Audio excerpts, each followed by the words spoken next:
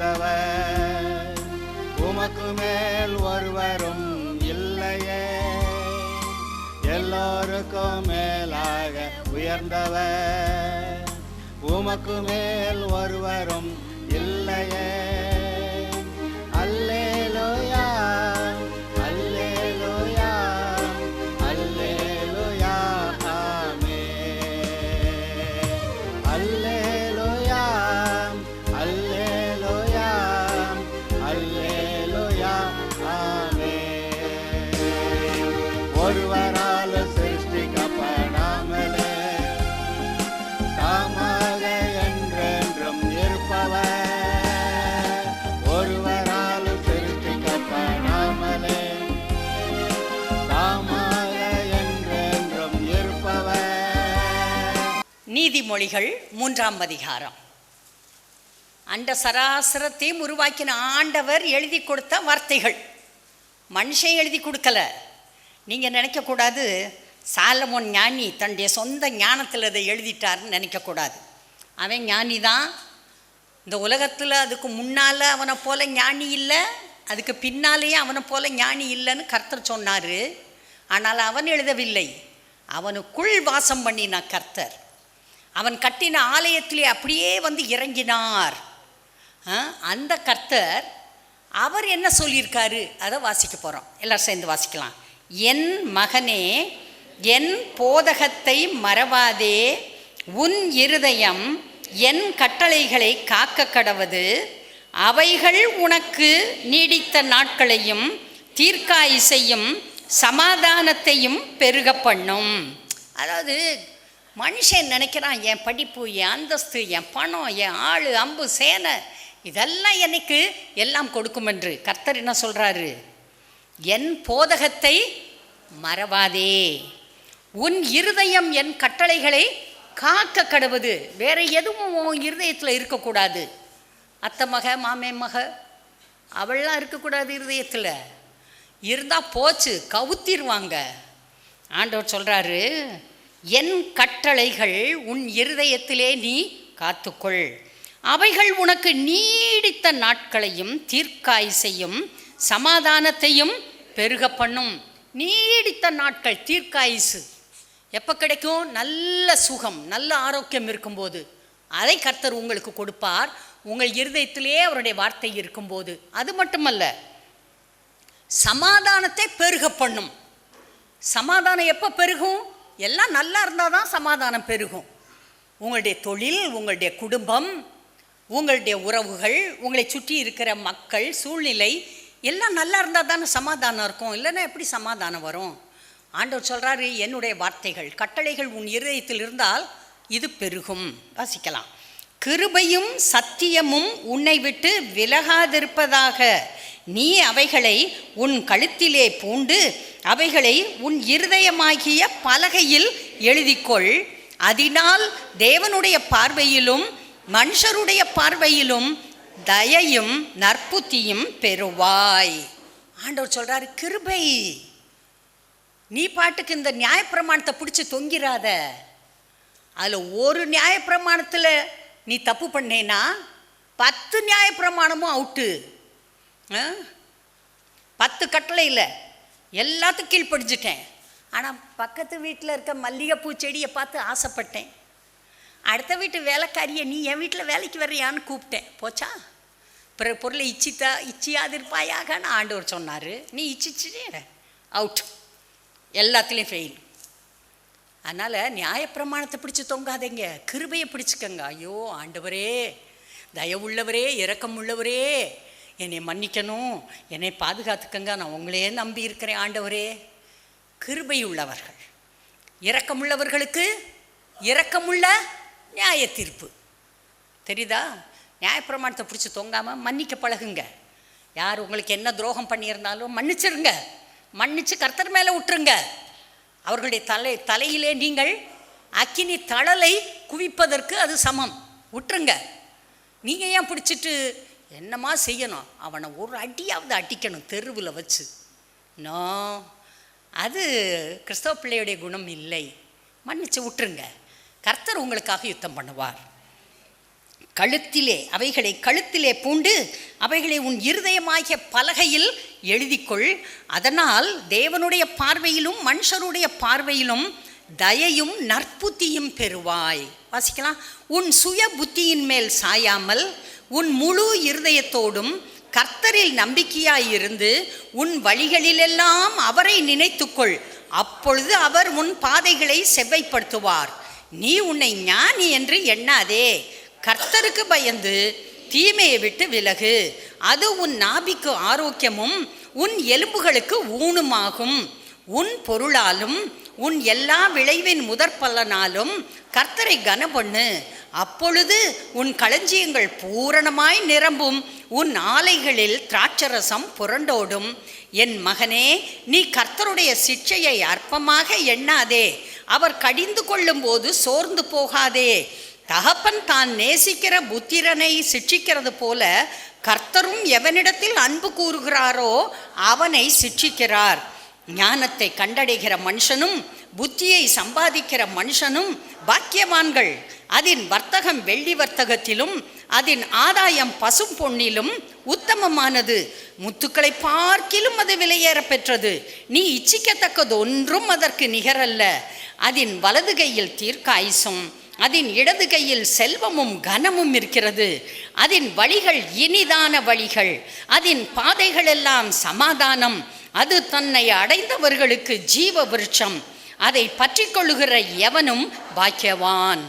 பார்த்தீங்களா, கர்த்தர் என்ன சொல்றாரு? வார்த்தையை இருதயத்தில் வைத்துக்கொள், வார்த்தையை வாயிலே வை, வார்த்தையை பேசு, வார்த்தையை விசுவாசி, அதை ஏற்றுக்கொள். எல்லாம் சர்வ வல்ல தேவன் கொடுத்த வார்த்தைகள். அவர் பொய் சொல்ல மனிதர் அல்ல. அவருடைய வார்த்தை ஒரு நாளும் மாறாது. வானம் பூமியும் ஒளிந்து போகலாம், அவருடைய வார்த்தையோ, அதில் உள்ள ஒரு எழுத்தோ, எழுத்தின் ஒரு உறுப்போ அது அவமாய் போகாது என்று சொல்லி இருக்கிறார். என்ன சூழ்நிலை வந்தாலும் சரி, கர்த்தரை நான் விசுவாசிக்க போகிறேன், அவருடைய வார்த்தையை ஏற்றுக்கொள்ளப் போகிறேன், வார்த்தையை பேச போகிறேன், வார்த்தையின் மேலே நம்பிக்கை வைக்க போகிறேன். அப்படி சொல்லி பாருங்க, உங்களுக்கு என்ன கிடைக்கும் தெரியுமா? வசனம் சொல்லுது பார்த்தீங்களா? அதன் வர்த்தகம் வெள்ளி வர்த்தகத்திலும் அதன் ஆதாயம் பசும் பொன்னிலும் உத்தமமானது. வெள்ளி தங்கம் விற்கிற பெரிய பெரிய கடைகள் இன்றைக்கு வந்திருக்கிறது. பெரிய கடை, உள்ள போனா பிரமிப்பா இருக்குது. அதை விட கர்த்தர் வார்த்தையை வைத்திருக்கிறவனே ஆசீர்வதிக்கிறார். முத்துக்களை பார்க்கிலும் அது விலையேற பெற்றது. நீ இச்சிக்கத்தக்கது ஒன்றும் அதற்கு நிகரல்ல. நீ எதையெல்லாம் விரும்புறியோ அது எல்லாத்தையும் விட பெரியது கர்த்தருடைய வார்த்தை.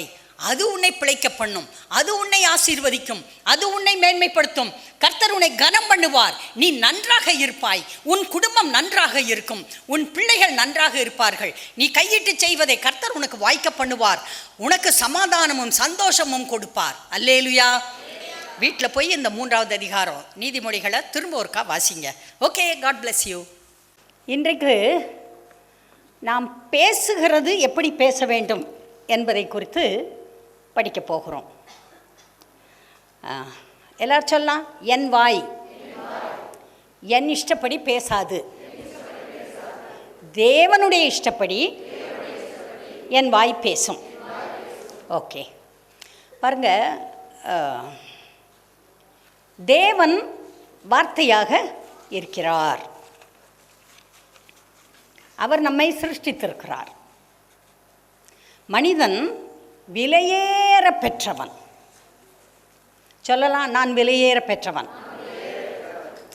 அவன் மதிப்பு மிக்கவன். சொல்லுங்க, நான் மதிப்பு மிக்கவன். தேவன் மனிதனை மதிப்பு மிக்கவனாக சிருஷ்டித்திருக்கிறார். அவனை ஏன் விலையேற பெற்றவன், ஏன் மதிப்பு மிக்கவன் என்று சொல்லுகிறோம் என்றால், காரணம், அவன் தேவ சாயலில் இருக்கிறான், தேவ ரூபத்தில் இருக்கிறான். ஆகவேதான் மனிதன் விலையேற பெற்றவன், மதிப்பு மிக்கவன். கர்த்தர் தான் அவனை தமது சாயலில் தமது ரூபத்தில் சிருஷ்டித்தார். மனிதன் தன்னை போலவே இருக்க வேண்டும் என்று தேவன் விரும்பினார். மனிதன் போய் கேட்கல, தேவன் விரும்பினார். மனிதன் தன்னை போல, என்னை போல என் பிள்ளைகள் இருக்க வேண்டும். கடவுளுக்கு எதுக்கு பிள்ளைக? நமக்கு எதுக்கு பிள்ளைக? சொல்லுங்க, நமக்கு எதுக்கு பிள்ளைக? சந்தோஷமாக இருக்கிறதுக்கு இல்லையா? பிள்ளைகளை பார்த்தோன்னு ஒரு சந்தோஷம். பாருங்க, நேற்று ராத்திரி நடுராத்திரி என் மக இறங்குச்சு. என் பேர பிள்ளைங்க ஓடி வந்தாங்க. என் பேர பிள்ளைங்க ஓடி வந்தோடனே என்னை கட்டி பிடிச்சிக்கிட்டாங்க. என் மக வந்தவுடனே கட்டி பிடிச்சிடுச்சு. எப்படி இருந்துச்சு எனக்குன்னு நினைக்கிறீங்க? அவ்வளோ சந்தோஷம். 2 வருஷமாக பார்க்கவே இல்லை. எப்படி இருந்துச்சு? அவ்வளோ சந்தோஷம். ஆண்டவர் உங்கள் ஒவ்வொருவரையும் அப்படி தான் கட்டி பிடிச்சி உங்களை முத்தம் கொஞ்சி உங்ககிட்ட பேச விரும்புகிறாரு. அதுக்காகத்தான் உங்களை சிருஷ்டிச்சார். வேறு ஒரு காரணமும் இல்லை. அவருக்கு என்ன குறை? நீங்கள் போய் அவருக்கு என்னமா செய்யணுமா? ஒன்றுமே இல்லை. அவர் மனிதனை உண்டாக்கியது அவனோட fellowship. God wanted to have fellowship with you.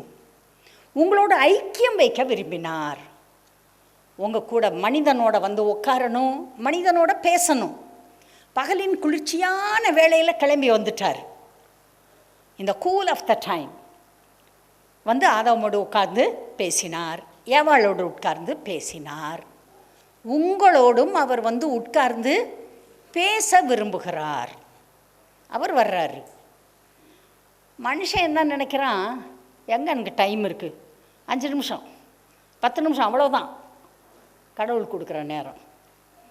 ஆனால் அவர் சொல்கிறாரு, நான் உன் வீட்டுக்கு வரணும், உன் கூட உட்காரணும், உன் கூட பேசணும், உன் கூட எப்போவுமே நான் இருக்க விரும்புகிறேன். அதுக்காக தான் அவர் பிள்ளைகளை பெற்றுக்கிட்டார். தெரியுதா? சொல்லலாம், தேவன் என்னோடு ஃபெலோஷிப் வைக்க விரும்புகிறார். நான் அவருக்காக நேரம் ஒதுக்குவேன். தன்னை போல மனிதன் வாழ வேண்டும் என்று அவர் விரும்பினார். மனிதனை தன்னை போல சிருஷ்டித்தது எதற்காக? தன்னை போல அவன் வாழ வேண்டும், அதற்காக. கர்த்தர் எப்படி வாழ்கிறார்? வேண்டியதெல்லாம் பேசி பேசி அவர் பெற்றுக்கொள்ளுகிறார். அவருக்கு என்ன வேண்டுமோ அதை அவர் பேசுகிறாரு, அது வருது. பேசி பேசி பேசி எல்லாவற்றையும் உருவாக்கி கொள்ளுகிறார். உங்களை அவரது ரூபத்தில் சாயலில் உருவாக்கி இருப்பது எதற்காகவென்றால், நீங்களும் அவரை போல பேசி பேசி பேசி உங்களுக்கு என்ன வேண்டுமோ அதை பெற்றுக்கொள்ள வேண்டும். நான் சொல்கிற புரியுதா? தேவன் பேசினால் எல்லாம் உண்டாகும். அவருடைய பிள்ளைகளாக நீங்கள் இருக்கிறீர்கள். நீங்கள் அவருடைய ரூபத்தில் சாயலில் இருக்கிறீர்கள். நீங்களும் பேசினால் உங்களுக்கு வேண்டியது உண்டாகும். என்னங்க பேசுனாக்க வந்துருமாக்கும்? நிச்சயம் உனக்கு வராது. ஏன்னா நீ தான் இப்படி சொல்கிறிய. அவிசுவாசம் மண்டி கிடக்குதே, மாற்றிக்க வேண்டியது தானே. இன்றைக்கே உங்களை மாற்றிக்கொள்ளுங்கள். கர்த்தர் சொல்கிறாரு, நீங்கள் பேசுகிறபடி உங்களுக்கு ஆகும். சொல்லி சொன்னபடி ஆகும் என்று சந்தேகப்படாமல் விசுவாசித்தால் சொன்னபடியே ஆகும். நான் அதை விசுவாசிக்கிறேன், நீங்கள் அதை விசுவாசிக்க வேண்டும். நான் பேசுவேன், பேசுகிற மாதிரி நடக்கும். ஏனென்றால் தேவன் என்னை அப்படி சிருஷ்டித்திருக்கிறார். தெரியுதா? உங்களை குறித்து, உங்கள் பொருளாதாரத்தை குறித்து, உங்கள் சுகத்தை குறித்து, உங்கள் பிள்ளைகளை குறித்து, பிள்ளைகளுடைய எதிர்காலத்தை குறித்து, உங்களுடைய மனநிலையை குறித்து, உங்களுக்கு என்ன வேண்டுமோ அதை பேசுங்கள். இருக்கிறத பேசாதீங்க. நாம் இருப்பது பிசாசு ஆளுகை செய்கிற பூமியில். இங்கே எல்லாமே பிரச்சனை தான். இங்கே எதுவும் நல்லா இருக்காது. அவன் திருடன், திருடவும் அழிக்கவும் கொல்லவும் வருகிறானே என்று வேறு ஒன்றுக்கும் வரான். ஆனால் அவர் சொல்கிறாரு, நானோ அவர்களுக்கு ஜீவன் உண்டாய் இருக்கவும் அந்த ஜீவன் லைஃப் மோர் அபண்டன்ட்லி, அதிகமான ஆசீர்வாதத்தோடு நீங்கள் வாழ்வது கடவுளுடைய சித்தம். அதனால் உங்கள்கிட்ட இருக்கிறதல்ல, உங்களுக்கு என்ன வேண்டுமோ அதை பேச வேண்டும். நீங்கள் அதை பேசினால் அது நடக்கும். ஏன் நடக்கும்? அவர் தான் பேச சொல்லியிருக்கார். நீங்கள் அதை பேசும்போது அது கட்டாயமாக உங்களுக்கு நடக்கும். தேவன் வார்த்தையின் தேவன். அவர் வார்த்தையாயிருக்கிறார். அவர் வார்த்தையை பேசுகிறார். அவர் பேசினார், பேசினதெல்லாம் நடந்தது. இயேசு வார்த்தையாக இருக்கிறார். அந்த வார்த்தை மாம்சமானார். அவர் வார்த்தையை பேசினார், அதன்படி நடந்தது. பரிசுத்த ஆவியானவர் வார்த்தையாக இருக்கிறார். அந்த வார்த்தை உலகத்தாருக்கு புரியாது, ஆனால் நமக்கு புரியும். அந்நிய பாஷை, எல்லாரும் சொல்லலாம் அந்நிய பாஷை. இது பரிசுத்த ஆவியானவருடைய காலம். நேரடியாக ஆதாம் கிட்ட ஆபிரகாம் கிட்ட பேசின மாதிரி தேவன் நேரடியாக அப்போ வந்து பேசுறது இல்லை. இயேசு கிறிஸ்து 33 வருடம் பூமியில் இருந்தார். அப்போது இயேசு நேரடியாக பேசினார். இப்போது இயேசுநாதர் இங்கே இல்லை, அவர் நேரடியாக உங்கள்கிட்ட பேச போகிறது இல்லை. ஆனால் அவர் சொன்னார், என்னை போலவே பரிசுத்த இன்னொரு தேற்றவாளனை நான் உங்களுக்கு அனுப்புவேன் என்று அவர் அனுப்பிட்டார். இது அவருடைய காலம். அவர் இங்கே தான் இருக்கார் பூமியில். அவர் நீங்கள் ரட்சிக்கப்பட்டப்போ உங்களுக்குள்ளே வந்தார், உங்களுக்குள்ளே அவர் இப்போ இருக்கிறார். அவரை தூங்க வைக்கக்கூடாது. உங்கள் வாயை திறந்து அவரை பேச விடணும், அந்நிய பாஷையில் பேசணும். இது அவருடைய காலம். அவரையும் கூப்பிட்டு உட்கார வச்சுக்கிட்டு அவரை மூலையில் நீங்கள் உட்காந்துருங்க, நான் என் இஷ்டத்துக்கு பேசுகிறேன்னு மனிதன் பேசக்கூடாது. அவரை பேச அனுமதிக்க வேண்டும். எப்பெல்லாம் டைம் இருக்குதோ, கார் ஓட்டிக்கிட்டு இருக்கிறப்ப, வீட்டில் சமையல் பண்ணிக்கிட்டு இருக்கிறப்ப, நடந்து போய்கிட்டு இருக்கிறப்ப, படுக்கையில் இன்னும் தூக்கம் வராமல் படுத்துருக்கிறப்ப, எல்லா நேரத்துலையும் அந்நிய பாஷை பேச வேண்டியது தானே. ஓ ரம்பலது கரக்காமரு சிக்கரமாது, எல்லாரும் பேசுங்க பார்க்கலாம். சத்தமாக பேசுங்க எல்லாரும். ஓரமலது கரப்பிரதி கரங்க சத்தம். ஓரங்கரதா கரக்கர பரதி கரக்கூரம் பரதி கலக்கர பரபா மாழ பாரதி கலாது கரப்பரதி கரங்கா கரபா மாஷக்கர கரதி கரம்பா கரக்கர பரதி கலபா கரமா ரிங்கரதா கரக்கூர பரதி கரபா உஷபாரதி கரங்கா கரப்பரதி கரக்கூர பரபரதி கரபா கரங்கலதா பிரதி கரங்கா கரபரதி கரக்கா கரபரதி கரபா ஊரம்பாலி கராது கரங்கர கரதி கரக்கூர பரதி கரக்கரபா உஷம்பலது கரக்கூர பாப்பரதி கரக்கூர பரதி கரக்கர கரபரதி கரபா. Thank you, thank you. நீங்கள் ஏற்ற பிரகாரம் வேண்டிக் கொள்ள வேண்டியது இன்னதென்று அறியாதபடியினாலே பரிசுத்த ஆவியானவர் உங்களுக்குள்ளிருந்து உங்கள் வாய் மூலமாக உங்களுக்காக அந்நிய பாஷை பேசி விண்ணப்பம் பண்ணுகிறார். மனிதர்கள் சிலர் சொல்லலாம், ஐயையோ அவங்களாம் சும்மா என்னமோ உளர்றாங்க, சொன்னால் சொல்லட்டும், அவங்க சொன்னால் சொல்லட்டும். இப்போ என்ன, பைபிள் என்ன சொல்லுகிறது, தேவன் என்ன சொல்லி இருக்கிறார், அதுதான் நமக்கு முக்கியம். ஆண்டவர் சொல்கிறாரு, நீ பேசு, உனக்கு தெரியாது என்ன வேண்டும் என்று. அதனால் அடங்காத பெருமூச்சுகளோடு என்னுடைய ஆவியானவர் உனக்காக விண்ணப்பம் பண்ணுவார். நம்ம விண்ணப்பம் பண்ணால் கூட நமக்கு தெரியாமல் இருக்கும். ஆனால் ஆவியானவர் விண்ணப்பம் பண்ணுறப்ப அவருக்கு எல்லாம் தெரியும். அவர் சரியாக விண்ணப்பம் பண்ணுவார். அந்த அடங்காத பிள்ளை அடங்கும், அந்த தீராத கடன் தீரும், அந்த போகாத வியாதி போகும், அந்த பிரச்சனையான கோர்ட் கேஸ் முடியும், உன்னை எதிராளி உனக்கு கீழ் மடங்கி போவான். கர்த்தர் அப்படி செய்வார். எப்போது வாயை திறந்து அந்நிய பாஷையிலே பேசி அவரை ஜெபிக்க வைக்கும்போது அப்படி நடக்கும்.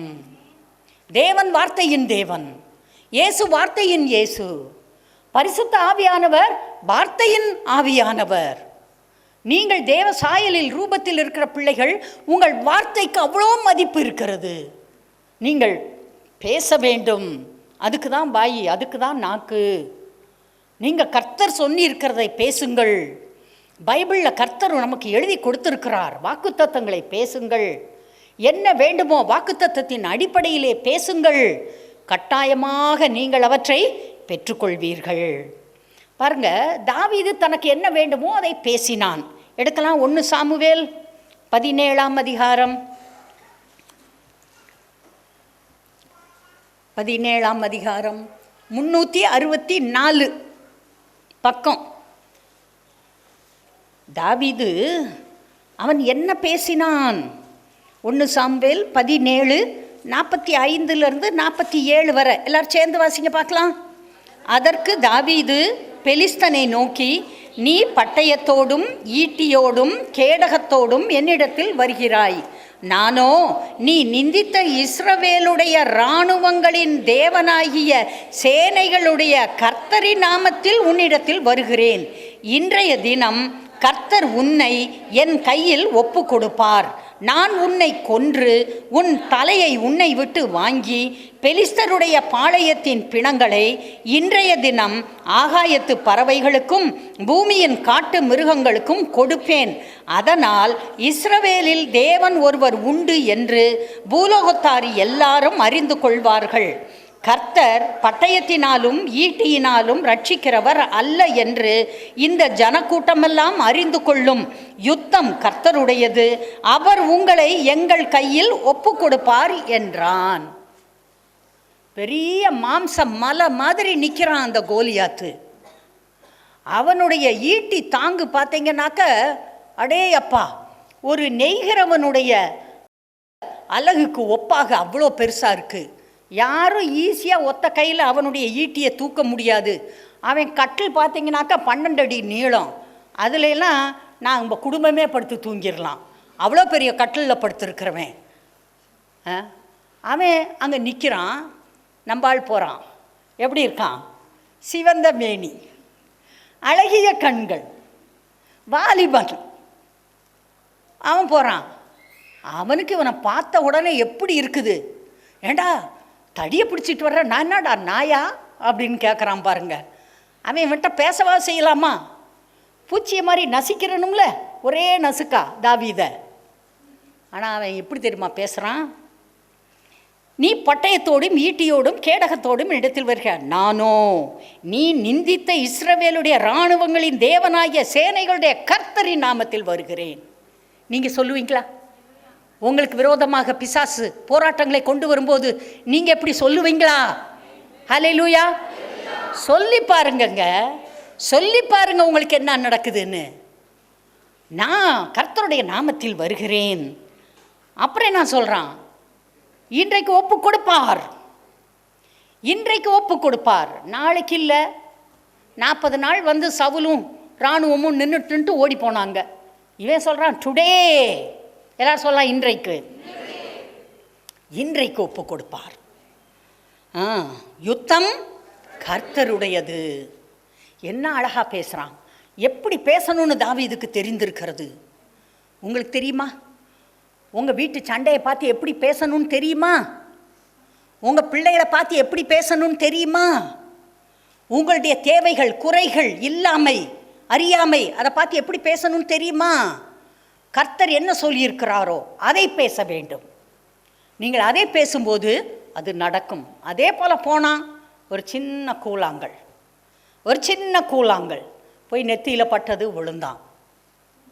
கர்த்தர் அவனுக்காக யுத்தம் பண்ணினார். அன்பான தேவ பிள்ளைகளே, ரட்சிக்கப்பட்டவங்க உங்கள் இருதயத்தை சுத்தப்படுத்துங்க. வார்த்தையை கண்டுபிடிங்க. வசனம் என்ன சொல்தோ அதை இருதயத்தில் வச்சு வாயில் பேசுங்க. இருதயத்திலே வார்த்தை, வாயிலே வார்த்தை, அது உங்களுக்கு அப்படியே நடக்கும். அடுத்தது பாருங்க, ஒரு பொம்பளை பிள்ளை இருக்குது. அதுக்கு பேர் ரூத். ரூத் பக்கம் 334. இந்த ரூத் யாருன்னு சொன்னாக்க மோவாபிய பெண் பிள்ளை. இவள் ஒரு புறஜாதியை சேர்ந்தவள், இஸ்ரவேல் கோத்திரத்தை சேர்ந்தவள் அல்ல. இவள் ஒரு கைம்பெண். கணவன் இறந்துட்டாரு, இவளுக்கு ஒன்றுமே இல்லை. இந்த தேசத்திலே உரிமை கொள்ள, அவளுக்கு சொந்த தேசத்திலே உரிமை கொள்ள ஒன்றுமில்லாமல் போய்விட்டாள். கைம்பெண், ஒன்றுமில்லை. இப்போ அவளுக்கு பாரமாக பக்கத்தில் ஒரு ஓல்டு லேடி நிற்கிது. இவளுக்கு பாரமாக பக்கத்திலே மாமியார், அவளும் ஒரு கைம்பெண். அவளே பஞ்சம் பிழைக்க வந்த பெண். ஒன்றுமில்லை. இந்த ஊரில் என்ன இருக்குது? நிலம் இல்லை, வீடு இல்லை, சொந்தக்காரவங்க இல்லை, பக்கத்து வீட்டுக்காரவங்க இல்லை, யாரும் இல்லை. அனாதையாக பிணம் போன்ற வாழ்க்கை இவளுக்கு. பாவம் போல இருக்குது. இந்த ரூத் என்கிற மருமகள் என்ன பேசினாள் பார்க்கலாம். ரூத் 1வது அதிகாரத்தில் 16, 17 சேர்ந்து வாசிங்க. அதற்கு ரூத், நான் உம்மை பின்பற்றாமல் உம்மை விட்டு திரும்பி போவதை குறித்து என்னோட பேச வேண்டாம். நீர் போகும் இடத்திற்கு நானும் வருவேன், நீர் தங்கும் இடத்திலே நானும் தங்குவேன். உம்முடைய ஜனம் என்னுடைய ஜனம், உம்முடைய தேவன் என்னுடைய தேவன். நீர் மரணமடையும் இடத்தில் நானும் மரணமடைந்து அங்கே அடக்கம் பண்ணப்படுவேன். மரணமே அல்லாமல் வேறொன்றும் உம்மை விட்டு என்னை பிரித்தால் கர்த்தர் அதற்கு சரியாகவும் அதற்கு அதிகமாகவும் எனக்கு செய்ய கடவர் என்றாள். என்ன வேண்டுமோ அதை பேசுகிறாள். அவளுக்கு என்ன வேண்டும்? உம்முடைய ஜனம் என்னுடைய ஜனம், உம்முடைய தேவன் என்னுடைய தேவன். அவ கண்டுபிடிச்சிட்டா, உன்னுடைய தேவன் என்னுடைய தேவன். அதே போல இந்த பெண் கிளம்பி வர்றா. இந்த வசனத்தை நம்ம வாசிக்கலாம். 2:12 2ஆம் அதிகாரத்தில் 12ஆம் வசனம்.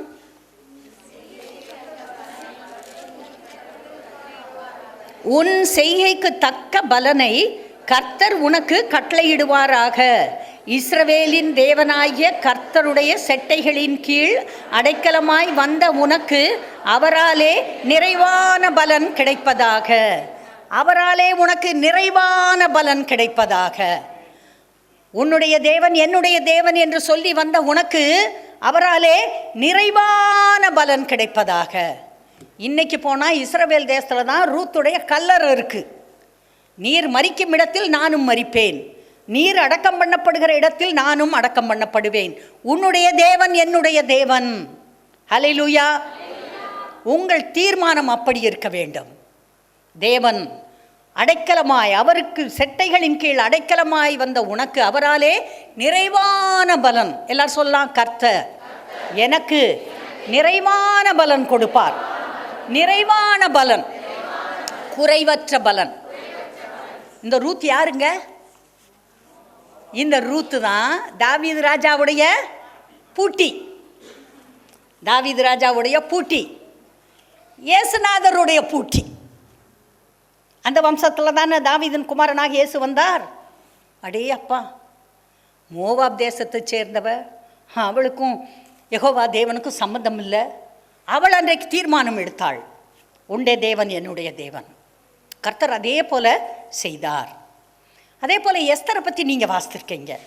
பாவப்பட்ட பிள்ளை, அப்பா இல்லை, அம்மா இல்லை, வீடு இல்லை, வாசல் இல்லை, சொந்த ஊர் இல்லை, சொந்த ஜனம் இல்லை, அனாதை பிள்ளை. அனாதையாய் போய் அவள் பாபிலோன் தேசத்திலே குடியிருக்கிறாள். யாரோ ஒருத்தர் எடுத்து வளர்க்குறாரு, சொந்தக்காரர். என்ன ஒரு பரிதாபமான நிலைமை. அதுக்கு ஒரு இக்கட்டு. என்ன இக்கட்டு? ஆமான்னு ஒருத்தன் வர்றான். எப்படியாவது யூதர்கள் அத்தனை பேரையும் அழித்து விட வேண்டும். அவன் தான் அந்த காலத்து ஹிட்லர். ஹிட்லரு எத்தனை லட்சம் யூதர்களை சங்கரித்தான். அவனே தான் இவன், இந்த ஆமான். வேற யாரும் இல்லை, அதே ஆவி.